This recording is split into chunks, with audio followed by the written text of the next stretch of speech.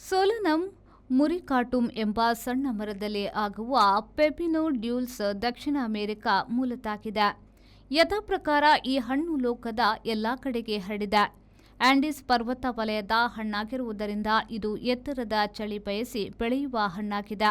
ಉಷ್ಣ ಅತಿಯಾದರೆ ಎಲೆ ಉದುರುತ್ತದೆ, ಹಣ್ಣು ಸಿಗುವುದಿಲ್ಲ. ಪೆಪಿನೋ ಎಂದರೆ ಸ್ಪ್ಯಾನಿಷ್ ಭಾಷೆಯಲ್ಲಿ ಸೌತೆಕಾಯಿ, ಸ್ಥಳೀಯ ಹೆಸರು ಡ್ಯೂಲ್ಸ್ ಕೂಡ ಸೇರಿಕೊಂಡಿದೆ. ಆಂಡೀಸ್ ಪರ್ವತದ 10,000 ಅಡಿ ಎತ್ತರದಲ್ಲಿ ಇದು ಉತ್ತಮವಾಗಿ ಬೆಳೆಯುತ್ತದೆ. ನೇರ ತಿನ್ನುವರು, ಬೇರೆ ಹಣ್ಣುಗಳೊಡನೆ ಸಲಾಡ್ ಮಾಡುವರು, ಜ್ಯೂಸ್ ಮಾಡುವರು.